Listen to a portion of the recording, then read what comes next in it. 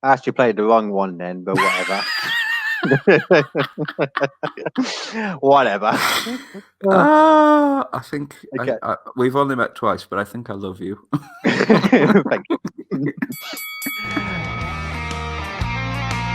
Hello, Internet. You're listening to the In Your House comedy podcast with the Babyface and his fellow funny friend.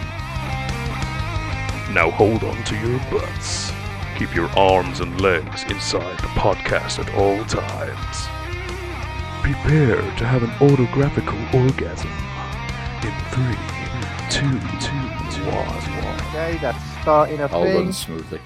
Hello, everybody, and welcome to the In Your House podcast. This is episode 23, and as always, I am here with one of my fellow funny friends from around the comedy circuit.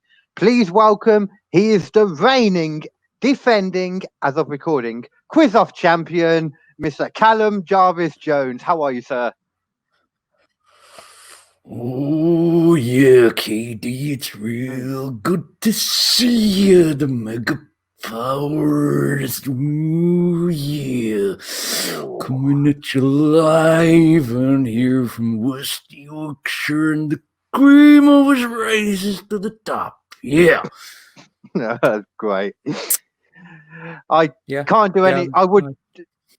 Hi. Hi. I would join an interview there, but I can't do any impersonations. But how are you, man? How you been? It's been like a couple of weeks since the quiz, weren't it? So this is Tuesday. This will obviously be coming out Friday, so this is Tuesday right now. But we're in a weird place because right now it's the day before the quiz. Don't give it away. Okay, yeah. How are you feeling about the quiz tomorrow? It's Friday, man. Final contestant, last but in no means least, he made his quiz-off debut last week during the Halloween Spectacular and got into the horror theme when he totally murdered his competition. He is the co-host of the Meanderthal podcast that is available right now wherever you get your podcast from. Please welcome the reigning, defending, quiz-off champion of the KD comedy world, the man so nice they named him twice, Mr. Callum Jarvis-Jones. How are you, sir? Fuck, I can't get onto him. There you go. And he also has two conkers hanging off the end of his knob. Oh. It's true, I do. And I'm northern as well. I feel a level of confidence that exists in a numerical value in some manner. I'm also practicing to be a politician. That's a very good answer in that case, then. You'll go far, my friend. I think you might have to lose the bathrobe for that, though. Well, have some. You'll actually find that this is it's a Jedi robe. Oh shit! Okay. I would like to think the Jedi robes wouldn't be that fluffy. Well, you would think so, wouldn't you, KD? But no, they can be just as fluffy as they need to be. This is not the interview you're looking for. Just so you know, with the quiz tomorrow, at the moment I'm busy compiling this quiz-off league thing where I'm like taking all the winners and stuff, putting it together with averages and that. At the moment, you're right at the top because you've been on once and you've won once. So if you win tomorrow's, if you won 2 days ago, you will be at the top, I think. In third place with 38 points is Callum. Oh, good job. Oh, that's impetus. That's everything that I need to want to succeed right there. What else could you ask for, really? Brother. Oof. Oh, yeah. Yeah. Well, let me tell you something, KD. So, no. You know what? I'm used to this. Like, in my head, I always know that when there's someone who is into wrestling like I am, I tell myself, don't go to wrestling, don't talk about wrestling. But fuck it. So, yeah. You're a fellow wrestling fan as well, then. We found this out on the quiz before, didn't we? So, when did you get into it and all that? What's your level of fandom or geekiness level? Well, I probably watch it now more than I ever have done. Really? And I'm angrier now with it than I ever have been. So Angrier with it's it. the wonderful thing about it's the wonderful thing about being a wrestling fan, that you love it so much that you hate it with every fiber of your being. Yeah. And like, obviously we could all do better, you know. Why they book it like that? That's wrong. I started watching it about 90. It was 98 because WrestleMania 14 was the first. Like, from there is where I kind of started watching. So Austin winning his first title, and So going from there. But I had, so I was 11 or 10 or 11 then. But I had seen stuff before. Like, I remember watching WrestleMania 9 at a friend's house, and just being like, that was the like Roman Coliseum one. Is that one? Yeah, the one in the outside with all the bad matches. But I remember terrible ending. I remember seeing the Undertaker come out and being like, "That's cool. I like that. Yeah, whatever he is, I'm about this." We don't talk about that. You didn't feel the same about Gonzalez? That's shocking. I just wondered where his PP was. Very good question. A lot of hair going on that man, apparently, on his all-in-one leotard nonsense. He tombstoned him. Taker will know. Oh. Yeah. Poor Giant Gonzalez. He was not made for this world. Big freak. I started like various little bits and then got into it in 98, and then sort of watched it up until 2001. So it was sort of, was it 2002?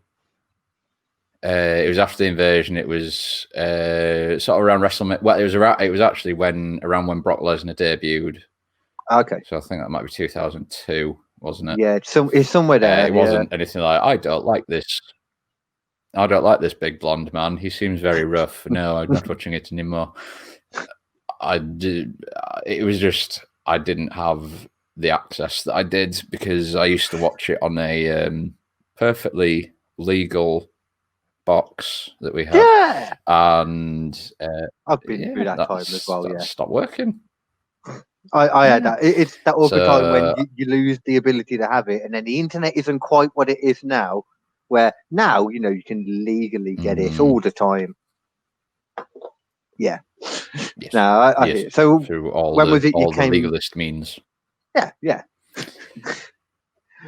Yeah, I don't remember the last time I paid to watch wrestling. I honestly don't. But anyway, so when did you get back into it then? What kind of point were you when you got back into it? Well, I did briefly get back into it when I went to university in 2006, because you could get in halls, you could get a year's worth of internet for 50 quid, and it was a really good connection. Oh yeah. So this is when it was all over like Daily Motion and wasn't being taken down immediately. So I could watch as much as I liked, and I was like, "Oh, I don't like this John Cena guy. He seems a bit twee and sweet." But I did like this CM Punk chappy. He seemed very righteous. He was like, "Oh, look at him. He's very alternative. I like that." Oh wait, so it's like 2011 kind of time, is it? No, this was 2006-07. So when Punk, my time frames are so off.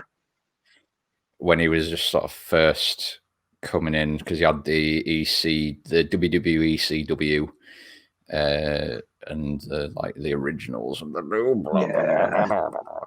And then after that, because obviously after being in halls for a year, I didn't really believe it or not, back in 2007 to 2009, when I was finishing my studies, I didn't really consider the internet a main priority, which is really weird. Like when you think about now, when like I don't know how I ever masturbated. It was No, it's a thing. I hear that talked about a lot, man. Like it's true. Like it's the whole millennial thing. That's what they say with millennials, isn't it? Or whatever the new generation is that they say, the ones who have never known a world without internet, you know. Like my kids are like that, like, obviously, because they're like young, and then I talk to them now, and they can't comprehend a time without the internet. It's weird how it's took over. Can't imagine having an analog wank. It must be the power of imagination. Masturbate over paper. It's all about the power of imagination. Yeah.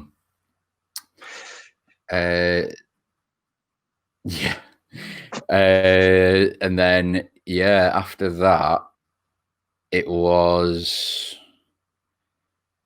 sort of the when I got proper internet again would probably be sort of around the summer of punk 2011. Yeah.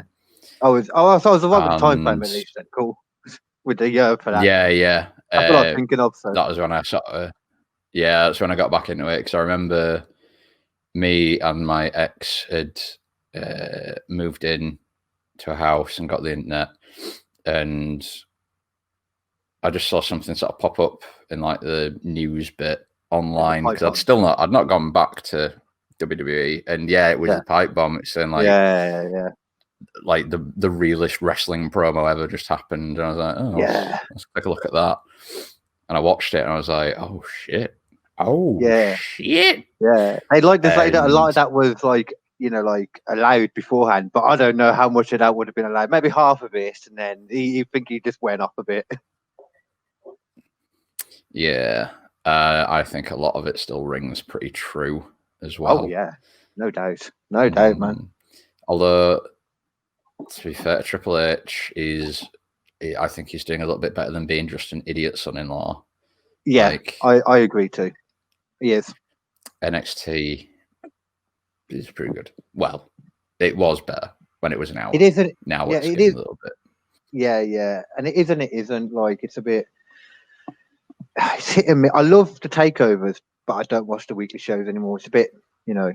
I knew I would end up choosing either Dynamite or that to watch each week. I never watched NXT before anyway. I just knew I'd end up only watching one of them. And Dynamite is what I end up watching. I can't say I watch it out of love, but I can't say I watch it out of hate either. I'm kind of...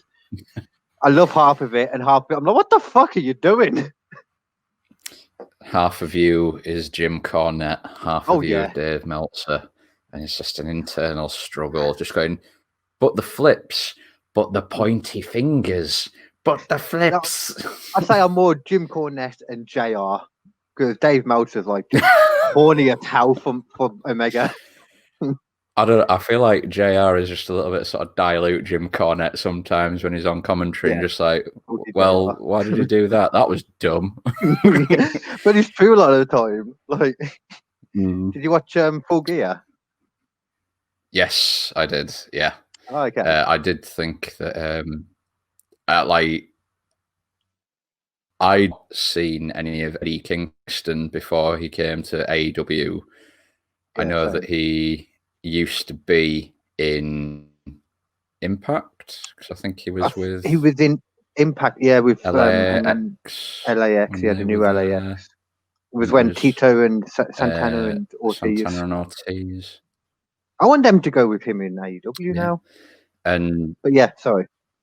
Yeah, but like he's become like my new favorite talker. Like his ability on the microphone is amazing, insane. And even just like when you saw him just on sort of backstage bits, which aren't even out in the ring, and he's still just, you can tell he's just like, he's got it. He doesn't look good. He looks like a dad. No. Like, I like, if I look like Eddie Kingston, like I have the same build, but he's got it. Like, it can work for him though. It's like KO, isn't it? So yeah. He's like, very believable all the time. Whatever he says, you believe in it. Speaking of KO, as a side note, I used to go to quite a few. Have you ever heard of PCW? PCW? No, I don't think. So that's Preston Championship Wrestling. I've heard of that, Preston Championship Wrestling, yeah. Yeah. So you used to go to that like quite regular back in the day, sort of 2012 to 14. I did notice some of your photos on your Facebook when I was cutting it out for the image. I took the one you had with Pac. Yeah. He was Pac as well. Bloody lovely guy. Oh, he was a very nice to chat to. But at one of the PCW shows, now Kevin Owens, then Kevin Steen was there. Yeah. And we'd got like early access tickets so we could go in and get seated, like front row. And he was just there unpacking. And me and my friend just had a nice little chat with him. And he was just a thoroughly lovely man. But this was when it was like proper kill, Steen, kill. And he was like part of Scum and stuff. And he's like, oh, hey guys, how are you doing? Oh yeah, it's going to be a good show tonight. I don't know a lot of the indie like stuff that happened before. I'd wanted to get into like the indie stuff beforehand, like before AEW side and AEW side, and I was like, okay, at least I can get into this side of it now. Then, you know. But yeah, all I'd ever really heard, I'd heard of Steen. Who else had I heard of? And the Young Bucks. That was pretty much it. And Omega. That was pretty much the main ones I knew, and you know, other little ones that you hear and stuff, you know. But all that side, yeah. I think, to be honest, I kind of think that golden age of British independent wrestling is probably dead now, because everybody that was sort of hitting it big is signed either to NXT UK or to AEW in some manner. Yeah. And but at the same time, how it is, there's going to be a lot of federations die. Yeah, exactly. Anyway, but I think as well though that might change with the NXT UK. Although actually, I don't know if because of the whole new thing now, you know, about WWE have banned the whole third party thing like YouTube and what you got to do under their umbrella. Sorry, I could see a lot of like younger NXT level people maybe not agreeing to that as much. But then I was just thinking, I don't think it's them anyway. I don't think NXT is included in it, so they wouldn't get put onto it until they got to that point, and by then they're going to be like, well, you know. So yeah, so ignore me. I just talked myself out of something. I was about to convince myself of an argument, and then I decided against it because I'm an idiot. That's what I do most of the time, man. So it's the best way to be. So like what kind of stuff have you been doing in general then, like over these past few months to keep saying this shit, you know? Well, I have my own podcast, which I mentioned before on the quiz, and that is called the Meanderthals podcast. And kind of because I set it up with a guy. I used to work at a second-hand entertainment retailer that is red and white and sounds like a rude act. And we like. Give me that clue again. It sounds like pecs. Although some people say it by their letters. Oh, okay. I'm with you. Okay, see ya. I got there. But we used to work together there. I worked there for 3.5 years, and it was amazingly fun to work at. I would hand on heart say that's the most fun that I had. Like, it was tough, and they always stink. Like, that's no the smell of the smell of friendship. There you go, friendliness. Yeah, I don't know exactly. And the one beautiful thing about doing stuff over Skype and that, you know, you don't have to smell people anymore. It's lovely. It's very true. I imagine, like, if people who work in retail could work over Zoom, they would absolutely do it. Yeah, because you see, smell, and touch some awful stuff in that job. Yeah, I used to work in a bookies, so I understand. Oh, Bookies in Chelmsford Wood. I imagine that's a very similar clientele. But no, I did meet Pete Dunne there though, so that was cool. Oh wow, Yeah, that's yeah, cool. Jonesy, same area, so Is he as like Pete Dunne is a fantastic wrestler? he But wasn't where he's- he is now at that point. Yeah, but like he's boring as fuck when he talks. Is he like that in real life? Oh, I don't know. I didn't really know him or anything at the time. I'd just seen him on that BBC program. But Damn. I don't know. You know what? In all honesty, I'm just thinking to myself in the show, I can't think about any time him doing a promo. I can't think of it. Like him doing a significant promo. That might explain why. Exactly. Like, Yeah. yeah, he's done them, but you ain't gonna remember them. Isn't he like bright They're orange now? just... Yeah, but he's also jacked as fuck. He's like, he looks insane, but he's still tiny, so it's sort of a little bit. Yeah. I think he could But go he's far. Though. still, He's got like- the whole. I love his whole style, like the stuff he does. Anyone that takes it and anytime someone does something that you just don't really see very much, I'm like, I like it. Him just with the title in his mouth, that alone, just something different. Yeah. All you need to do is give him a manager, and he's sorted. Ooh. You can. Who could his manager go to be? the moon. Well, not Zelina Vega now. No. Fair play to her though as well. I'd actually quite like to see more of. Oh yeah, like she doesn't really need them. Like, No. She was never going to be any kind of major player in WWE. She was always going to be in the mix. Yeah. But it's a case of she chose her happiness, and yeah, good. Yeah. Fuck 'em. And apparently she gets more money as well from that, from her wrestling, and also as well she wants to wrestle more. And obviously she hardly wrestled, did she? Apart from at the end, to beat her up probably a bit. Yeah. She'll go to Exactly. AEW will definitely give her a chance. Now I reckon if she As long chooses as they to. don't do. Yeah, as long as they don't do what they did to Rusev / Miro. And Oh God, I know. Oh God, that's the time when you can't help but agree with Jim Cornette. I love listening to Jim Cornette when he talks about stuff like that. Yeah, I've literally before we were doing this, I've been listening to his latest episode. Like, I don't agree with everything he says. No, of course not. But No.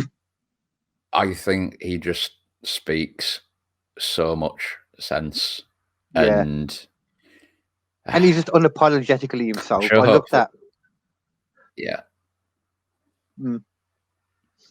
I was going to say, Yeah. I really hope that any of your listeners or viewers really like wrestling, because we've already gone pretty deep down that rabbit hole.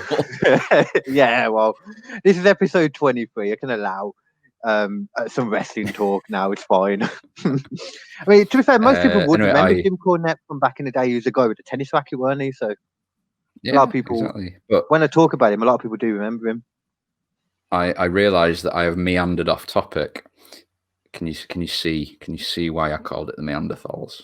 Can you see? See? Oh, was it Meanderthals? Yes, with an Oh, M. I wrote it down. Mother. So I'm glad you said that. Thank you. So what I've been doing, as well as doing the podcast with my friend, I also got in other people as well. Had like a few other mates come on, and I also got into doing some voice acting work. I say work. I've not been paid for it. I did. Oh man, I did some voice. I did lots of voice acting for free to try and get paid for it later. You need to build up a portfolio. That's what all of us are doing at the moment. To be fair, it's all about exposure, right? It is, I can feed myself on exposure. Yeah, definitely. And I've done a few audio books as well, and they are both very interesting and very difficult to do, and I don't advise anybody does them. I've stayed away from doing any kind of like Zoom gigs though, because I don't know, I just It's strange. Yeah. It doesn't seem like it's for me. Plus, before, like I'm probably getting more notoriety out of doing shit like your quiz and Alex Liam's quiz than It helps I ever that did kind before. of stuff, yeah. Because I've done comedy for like technically over 2 years now, but I've not really done that many gigs because for like 18 months I ran my own night in Halifax. Yeah. And I just didn't, like, that was it. I literally did one gig a month, which was mine, and I didn't bother going anywhere. So I know what you mean. I kind of had the same build at the beginning, to be honest. I understand. And it wasn't until like, so my night stopped in February this year. Okay, yeah. Just because nothing to do with COVID or anything. It was literally just they were changing management and they decided they didn't want any events. So cool. And that's when I actually started to think, right, I should probably like get back into actually doing gigs. So I remember how to be a comedian and not just a shit MC. Well, to be fair, man, like I can understand why you say it's different, but you probably learned so much during that time doing that, though. You don't even realize you did. Exactly. Yeah, definitely. I learned how to avoid being beaten up. Good thing to know. Definitely for a comedian. Yeah. When not to spend an entire night hassling one particular member of the audience. Yeah, I learned that one. We need to come back to that in a minute.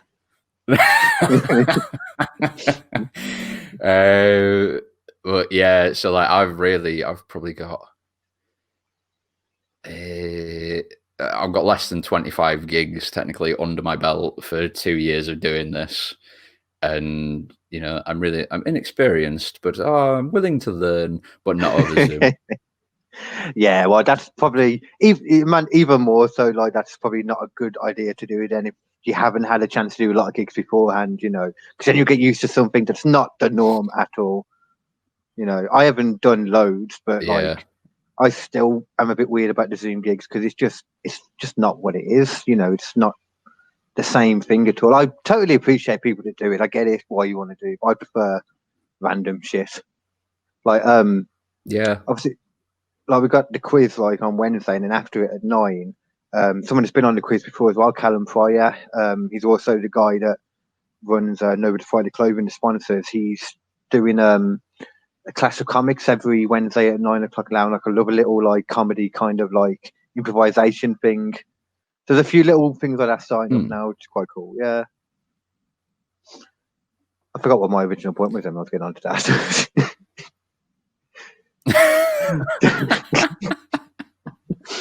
So what was that? I'm interested now. What was that what I'm doing? then? I'm taking you off the rails with me. No, I don't need help, dude. Oh.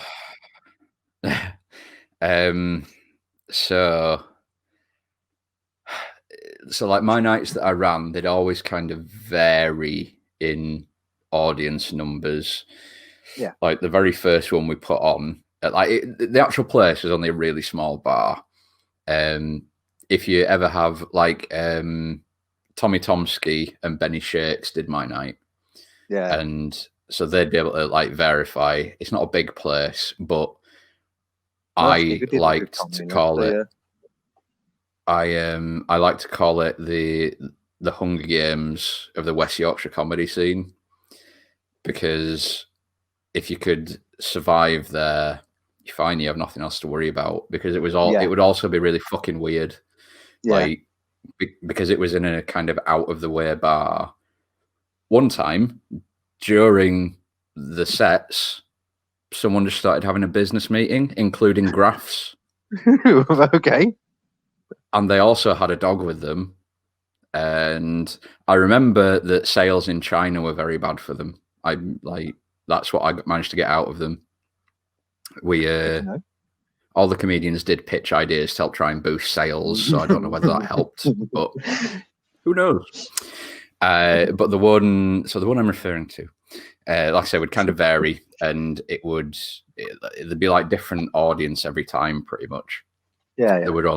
There were very few regulars, and these being a 33-year-old man, I will call them kids. They were sort of between 18 and 20. Yeah, kids. College students, I think. Yeah. And one of them, so there was 5 of them, 2 women, 3 men. And 2 of the women were dating 2 of the men. And obviously there was one little spare wheel. And his name was Jonah, which immediately, like, as soon as I say, like, as soon as I'm going to, like, oh, who's dating who? Oh, so you're on your own. Oh, what's your name? Jonah.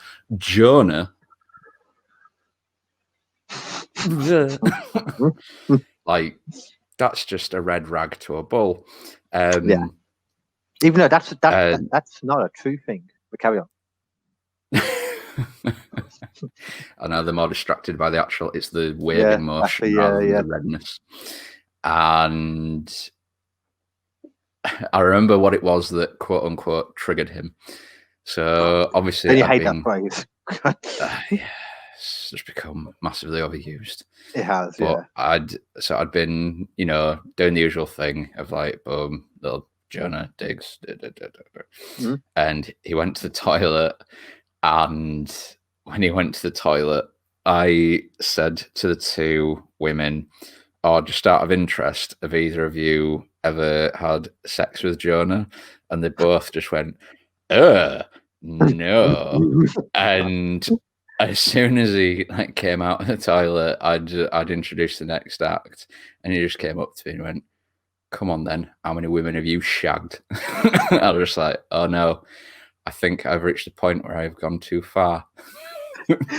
What a weird thing to come up and ask you after all that. Comes up and asks you how many women have you shagged. Like, what?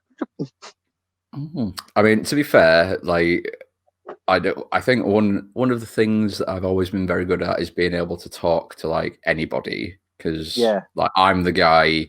If there's some random drunk in the street and it's crowded, I'll be the one that he goes, "I want to talk to you," and I'll be too nice to say, "Can you fuck off, mate?" I'll just be like, "Oh, what's your favourite Oasis song?"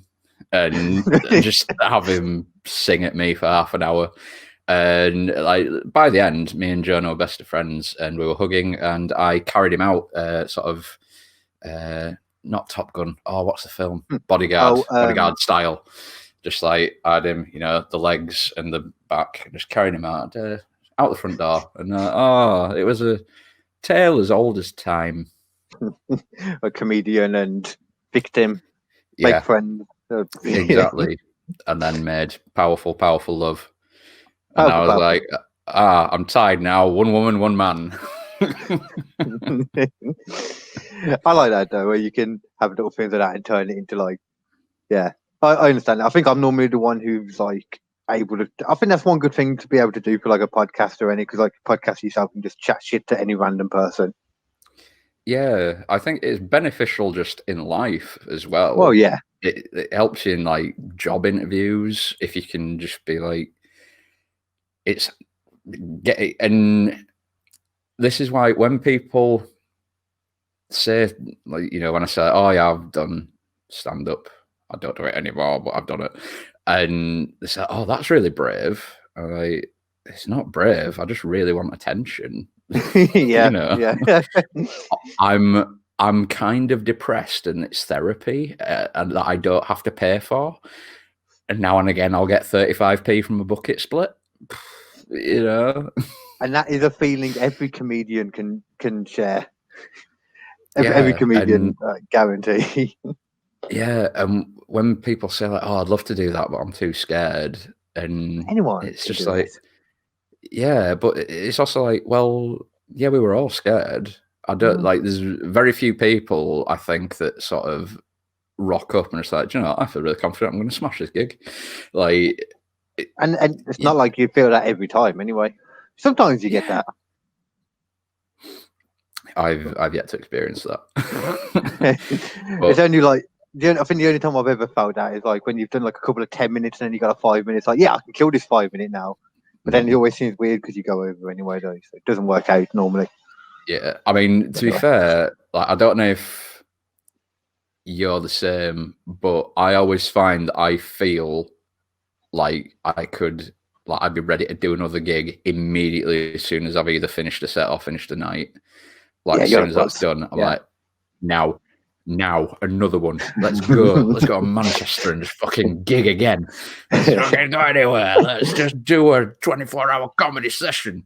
Whereas like you give it 2 weeks, and like for the first week you're thinking, oh, I'm really looking forward to that gig. That's been good.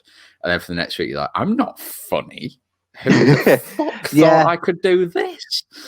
That's the time when my confidence has been the highest with it, is when I've got like a lot of gigs over the space like 2 weeks or something, and then by like the last week or something, then your confidence is high. But then I think it's like most things, like anxiety, the longer you leave it, the more and more nervous you get about it, like anything.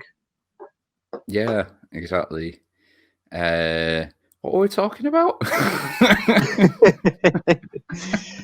Random little change of subject. Are you into like conspiracy theories and all that kind of stuff at all, or just true crime or anything?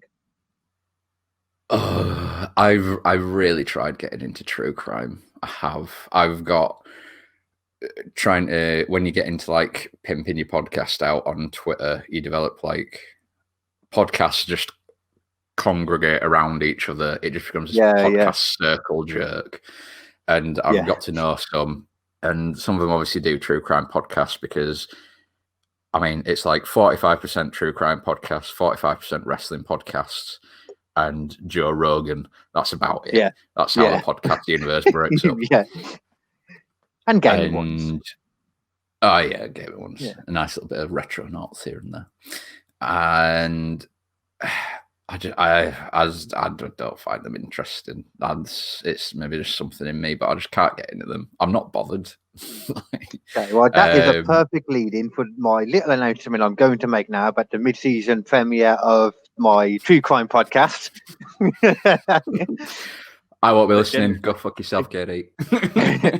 Now, I'm going to play this little intro now, just as a thing, because the reason I'm doing it is because I actually have a question that is in regards to the first episode of the just coming out. Anyway, I'm going to ask you a question at the end of it. Okay. Hello, Internet. Now please hold on to your butt while a comedian and a musician attempt to talk about serious subjects in a not so serious manner. From the mysterious to the utterly vicious, everything is fair game. This is the Katie and Kersey podcast, featuring true crime, amazing events, conspiracies, unsolved mysteries, and an array of weird and wonderful topics, all for your enjoyment. You're welcome.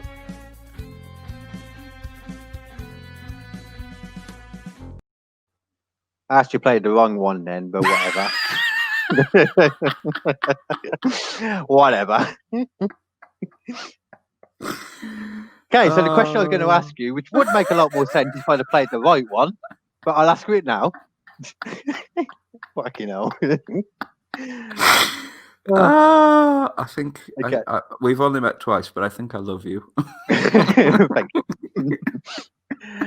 I don't know how to transition to that now. So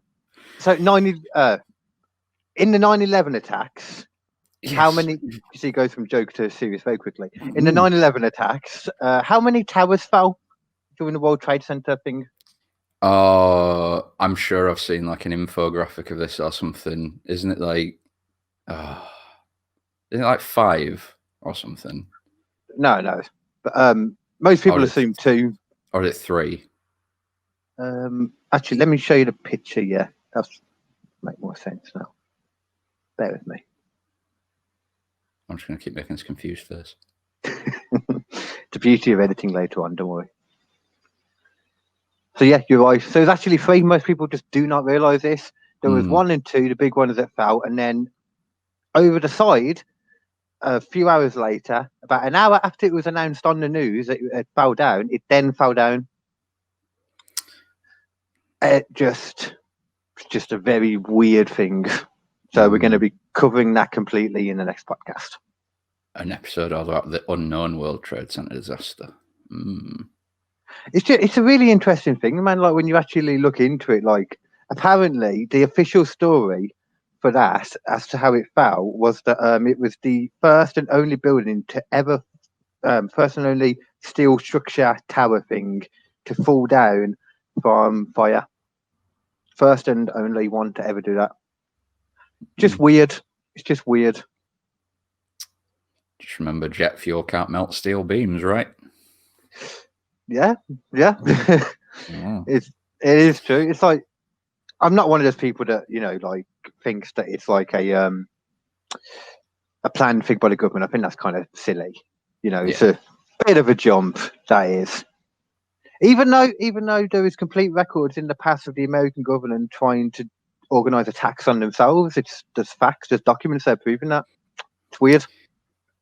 Well, I mean, the American government is, and pretty much always has been for like a long time, very nefarious and underhanded. You just need to look at like any of the dealings, especially that they had in South America.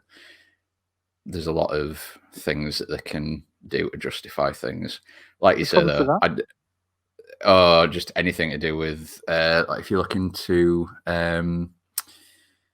like the spotted Pinochet introduced like just the ways that they try and infiltrate Venezuela. I mean, Christ, just look at what they try to do to Castro.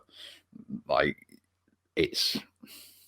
they were very, if you look into America in their involvement in South America, especially, they're very underhanded, particularly in sort of the 70s and the 80s with the Cuba and all that.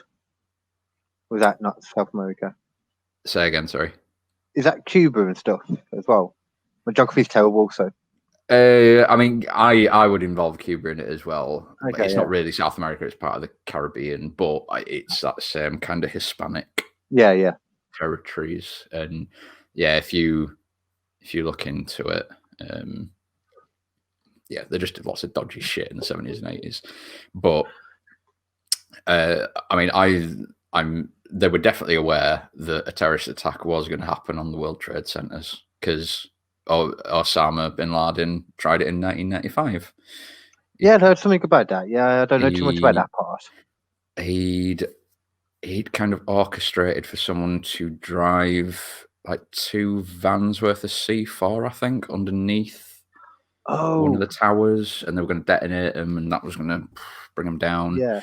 It might be some other kind of explosive. I'm not 100% on it because I'm not into it's just these like little weird nuggets I know. But it's kind of weird how like most of the world kind of going a bit conspiracy now. Like everyone's got a bit of an opinion about some conspiracies now. Yes, opinions are like assholes. Everybody's got one, and they all fucking stink. I kind of tie it in with things like, well, it is sort of there with anti-vaxxing, because anti-vaxxing is a conspiracy. Yeah, it's hard not to say, isn't it? But it's like there's been a big kind of kickback against science because science got a little bit too scary for people. And it happens all the time. It's quite cyclical. If you look back in history, I am a history graduate, of course. Oh, okay. I do love my history. But you look every so often.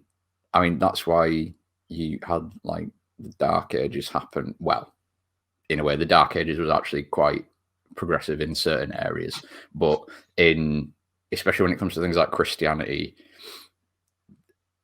you'd get a lot of times when things would kind of halt and progress would be stopped, and to sort of decry science as an evil in order to justify what you're doing to maintain kind of status quo. Yeah. Whereas like some people will think that, actually Islam's quite a repressive thing, but Islam for a long time was like a world leader in science, like the libraries in Alexandria. And somewhere else I can't remember, but like Persian scholars and all these great works of science that were like decades ahead of where they should have been, but then the Library of Alexandria got burned Yeah, by. It was either Genghis Khan or it was the other one that I can't remember. Attila the Hun. It was one of them, and I can't remember which. But on one of them, whichever one it was, which swept across, they burned the library down, and like centuries worth of I've heard of that. was lost. Were they so Alexander the Great in them? I just never put this together because I am generally really interested in history and religion.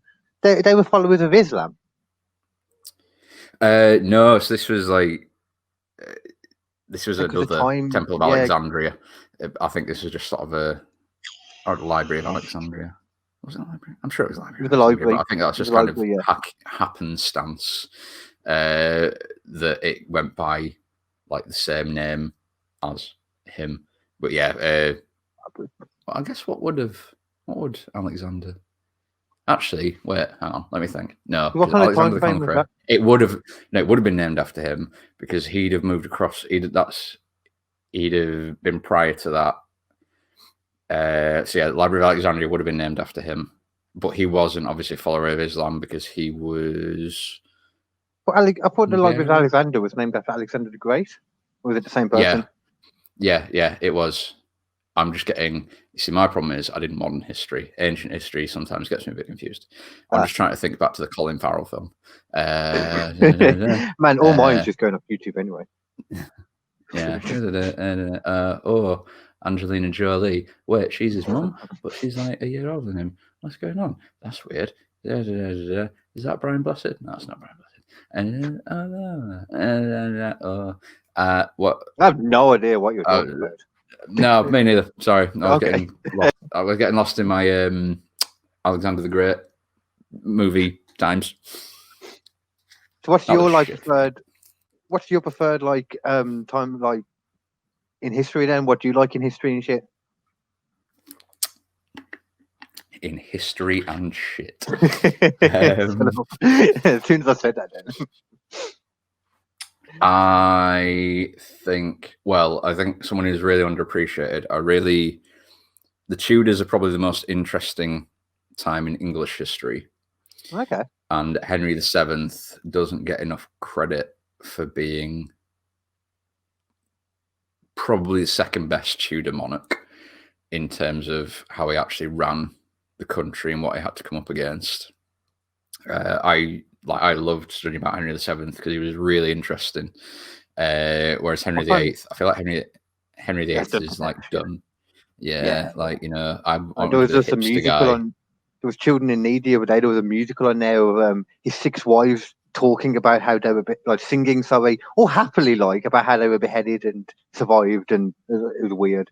But I love history, but I've never been that interested in English history. And I've always wanted to figure out ways to get more interested in it. So, what was interesting about Henry VII and stuff then?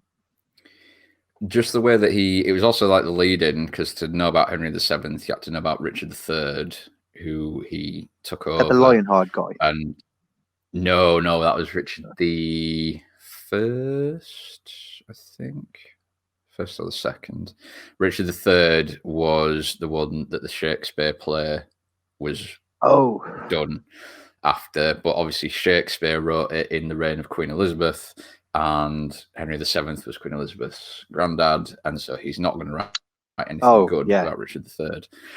But Richard III is the one who trapped his 2 nephews, the 2 princes in the Tower of London, because he became king after his brother Edward IV died, and obviously it was meant to pass down to his eldest son, but Richard had them put in the Tower of London, and then they were never seen again. And that's like the big. If you want a historical conspiracy thing, okay, I would maybe encourage you to check that out.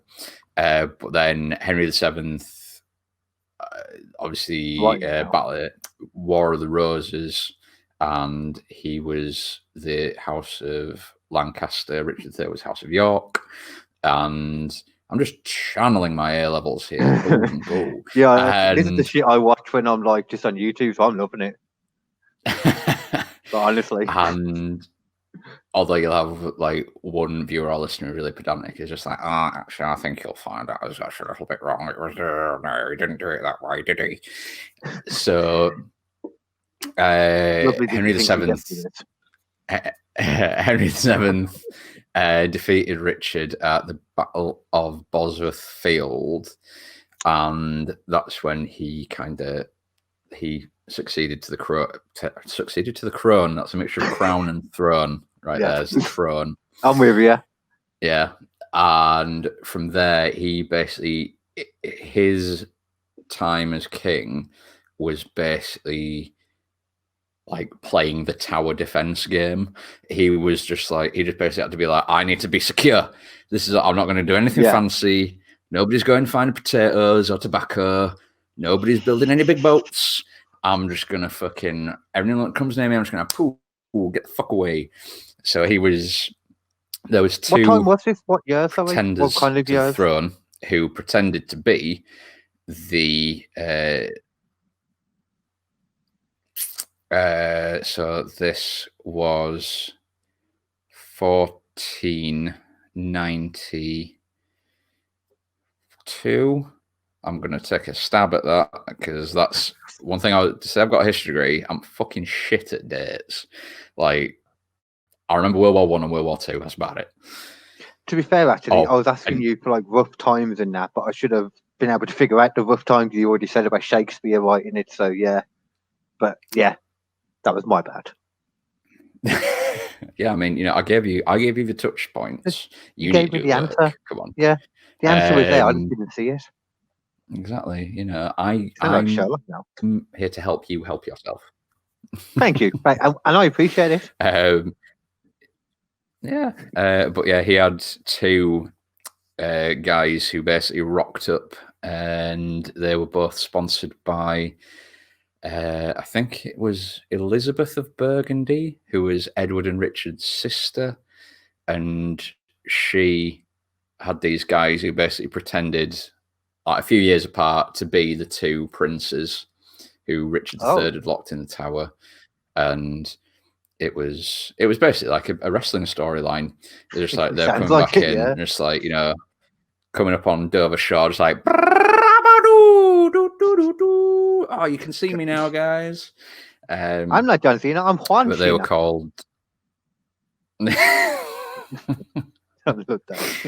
Hello, you cannot see me. Hello. Juan Cena. And they were called Lambert Simnel and Perkin Warbeck. And they're just like, they tried to orchestrate like rebellions against Henry. And yeah, he basically smashed them off. And then once that were done, he had like maybe 4 or 5 years where it was basically quiet. But they were fake sons though, but he still like internal things. But they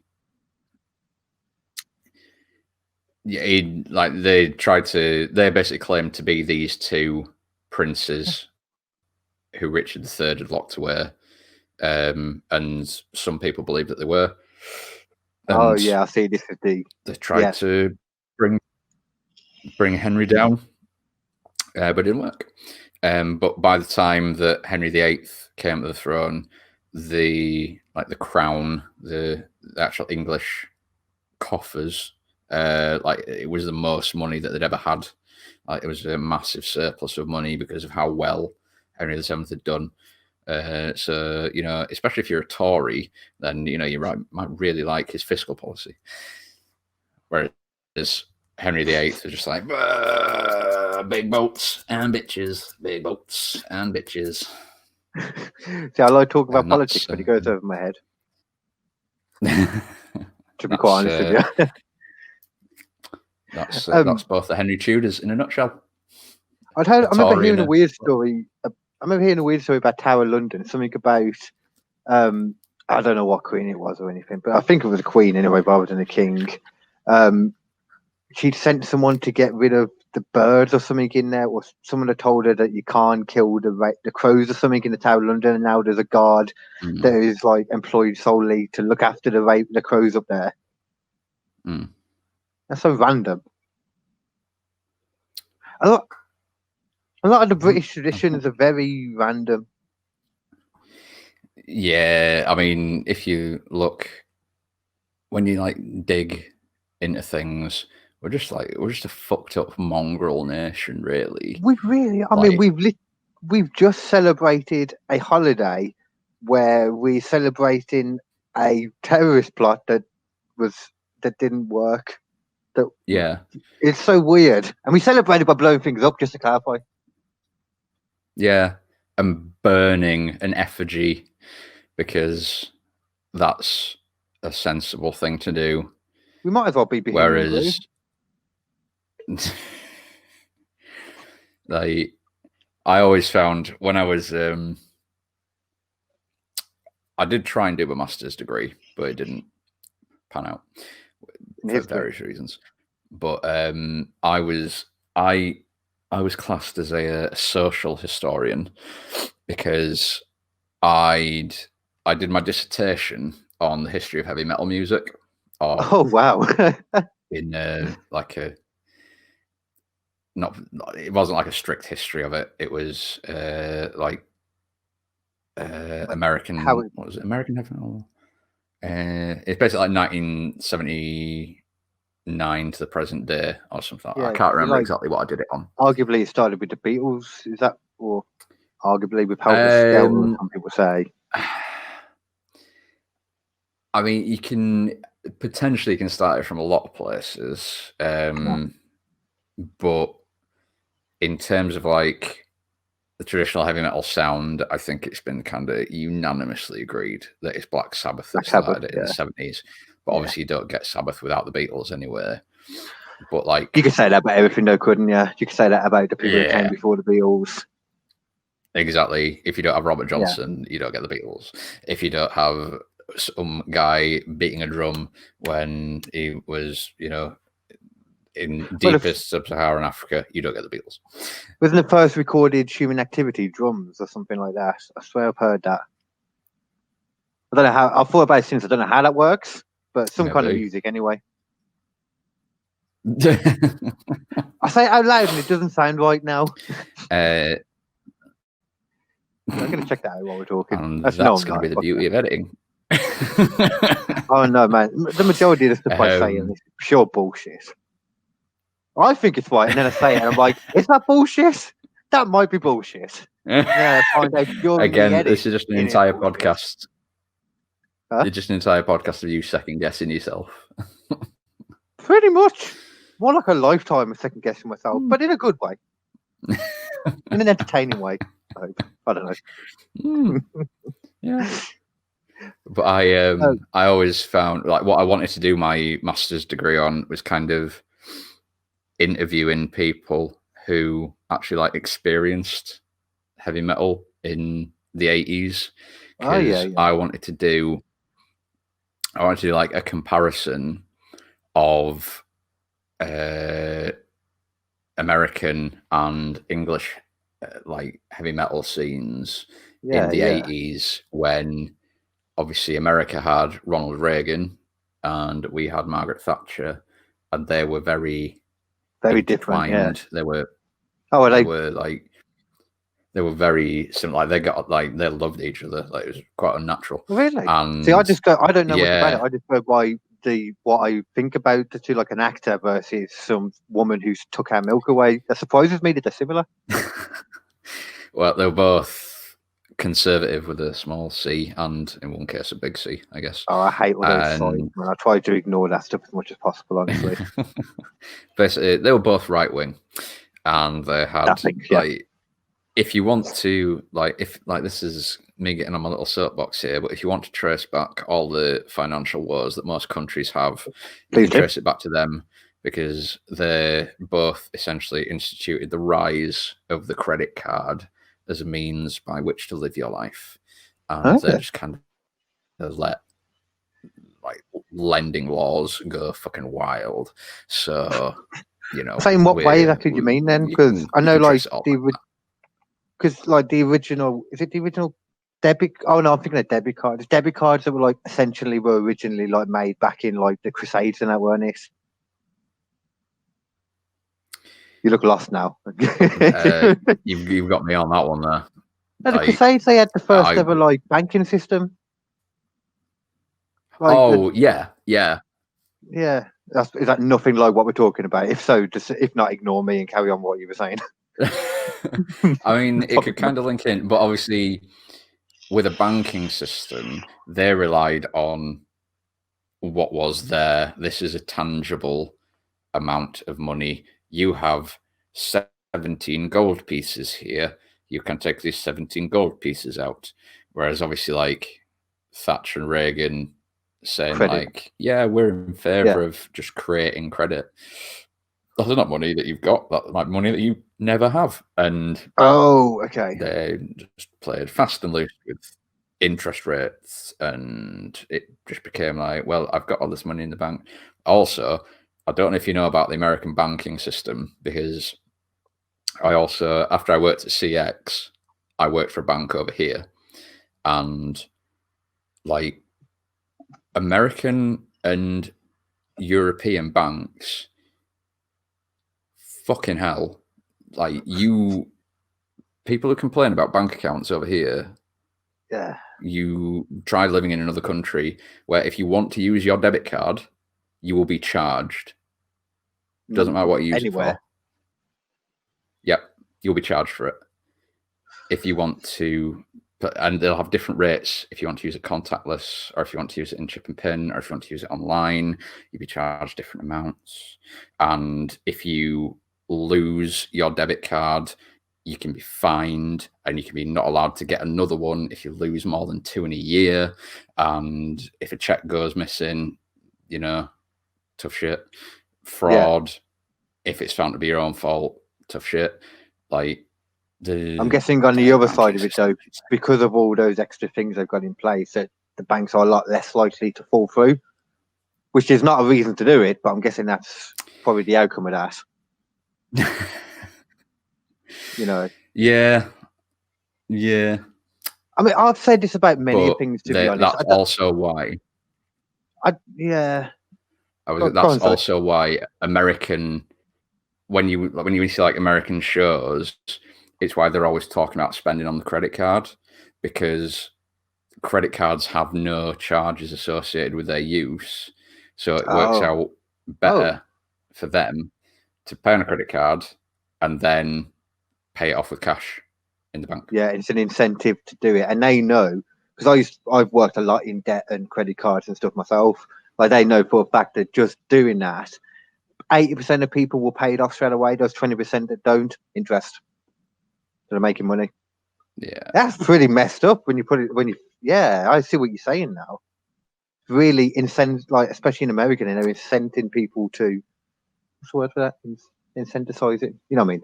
They're giving people incentive to use credit instead. Yeah, that sounds right. That's a weird thing. I feel like we've covered wrestling, we've covered comedy, we've covered history, we've covered conspiracy. I mean, I feel like if you've not learned something from this podcast, then you're useless, basically. That's what we're here for. We're not just comedies, like you said. We're here to teach. We're teachers. Yeah, I didn't come here to be funny. I wanted to impart my fucking wisdom on people. Fuck being funny. I tried that. It worked out shit. Okay, then, so before we finish up here in that, then, are you a fan at all of the new program that's just restarted again? I'm watching it because I'm a fan of it, and most people are, but I don't care. Do you like I'm a Celebrity at all? I mean, so your issue here is I don't have live TV. I don't watch it. I did used to be a fan of I'm a Celebrity, but I cannot say I've watched it with any real gusto in years, and I've definitely not seen the most recent one. I think I did. Yeah, I know that Vernon Kay is in it, and that only piqued my interest because I went to the University of Bolton, and when I graduated, he was one of the honorary doctorates on the day that I graduated. So I have shaken that man's hand, and then like 2 months later is when it came out he was having an affair, and I was like, oh, I feel dirty. I touched him. I don't know where his hands have been. I don't know any of this. Exactly. Who knows what he was doing that day? Because Tess Daly wasn't there. I know for damn sure because I tried to find her. Who was that he was? Let's see if I remember this time. Who was it that he was banging, or was it just some random person? I think he might. Yeah, it's probably some page 3 model. It's normally a page 3 model. We don't get that anymore. That's a travesty. No, I like it this year though, just because of how they've changed all. I like programs that throughout all this. We'll talk about a little bit of pandemic now. Like for all the stuff through the pandemic, I like programs that are not making a point of we can't do this or whatever. Like the wrestling, they're just trying to figure out a way to just go with it for now, like we all are. Adapt and overcome. Yeah, exactly. What's great about I'm a Celebrity? Like they've got it in the castle and stuff, and apparently going in the next few days, because it's all in Wales as well, and everyone is Welsh. They're having the woman from Gavin and Stacey go in, just because I guess she's Welsh. Yeah, why not? Yeah. Why not? Yeah, let's get all the Welsh people in. Ryan Giggs, fuck it, chuck him in. Right then, so other than that, then I think we're pretty much done. Unless there's anything else you want to cover, or do you have anything you want to plug, anything like that? I can whack it at the beginning if you prefer. I mean, the only things I have to plug are my own holes. I mean, Matron. Put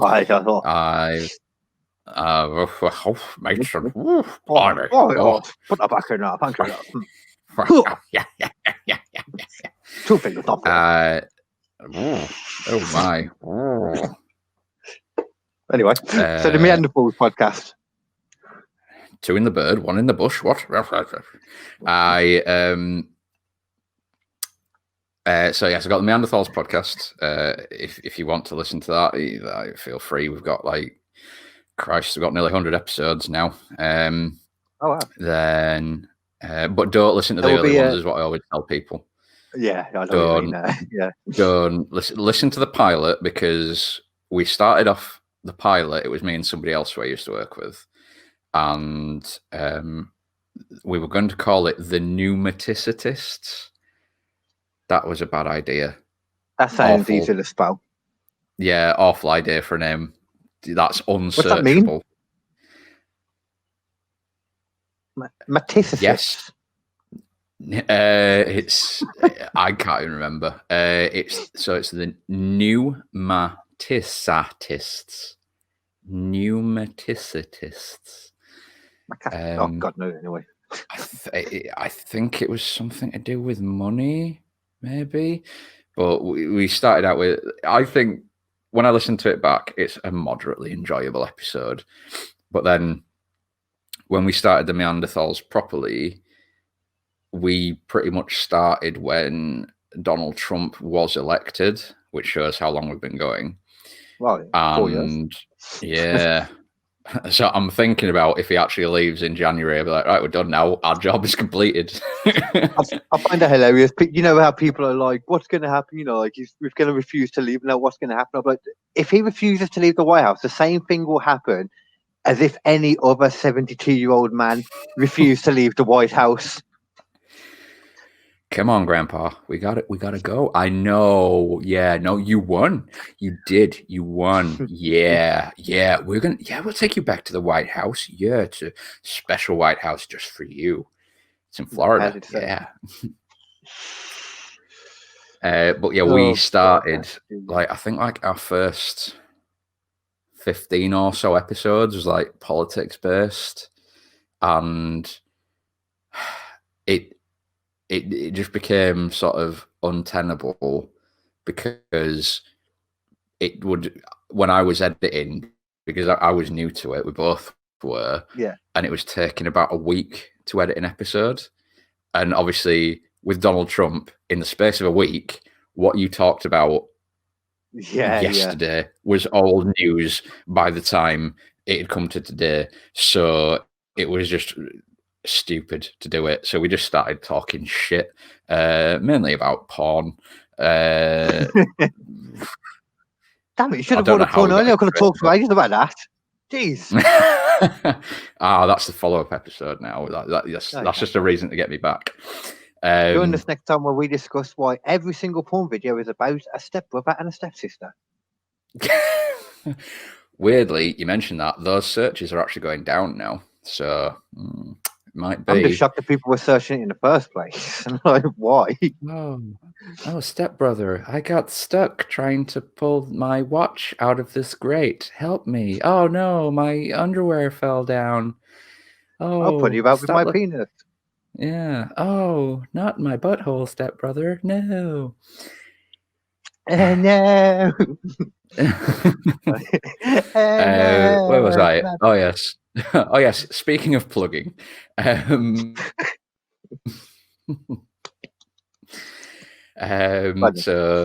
Meanderthals, don't listen to the early. Thank you. Don't listen to the early stuff. Terrible.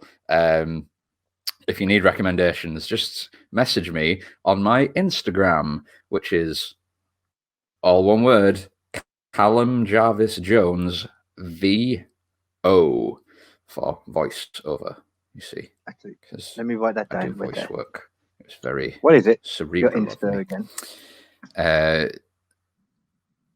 Your name full, Callum Jarvis-Jones. Yeah, all one, no special little hyphen. Okay. The hyphen only gets used when I need to look like I'm middle class on other people's podcasts and then come on wearing a Jedi bathrobe. I'll put that in there. I want to dress up for the quiz, so... Go, please do. You're the champion, man. Exactly. I need to represent there, whereas tonight it was just like, it's just going to be relaxed. I can wear what I want. I'm like, you don't know, I might have nothing on underneath this. Who knows? No, I haven't worn trousers for about 6 weeks. Nice. Anyway. Such through flow. Oof. Oh, so breezy. They've never smelt fresher. I haven't tidied up any of my place other than this corner you can see behind me. Genuinely thought you were going to say I've not even tidied up any of my pubes since lockdown began. It's like Sherwood Forest down there. Got that from Jim Cornette earlier. Yeah. The Meanderthals has a Twitter, which is _Meanderthals, which that is nothing to do with the fact that any variation of the Meanderthals was taken. No. I just wanted to show how classy we were by having that little bit of French in there. _Meanderthals. You know, it's funny though. My common brain, when you said _Meanderthals, I just literally thought you meant le as in the letter L. I'm gonna write it down like that. I have children. You're still working on nursery school phonetics. Yeah. I'm getting there. That's it. I can't say them. That's allowable. But like I can understand them. Dad brain. There you go. That's an excuse. My kids are old, but that's not the point. But great then, man. So hopefully by the time this comes out, then you will still be the reigning defending quiz-off champion. But we will have to wait and see. For anyone watching now, you can of course watch the repeat, which will be available for you on KD Comedy and on Joke Pit. But for now, Callum, thank you very much for your time today, dude. KD, thank you very much for having me. It's been superb. Yeah. Oh yeah. Song's ready. Oh god, Paul. Oh god. Thunderlips too. Thunderlips plus 2. Good stuff. Alright, thank you very much. Now, I will see you tomorrow then, man. Take care, my dude. Much love. Bye. Bye-bye.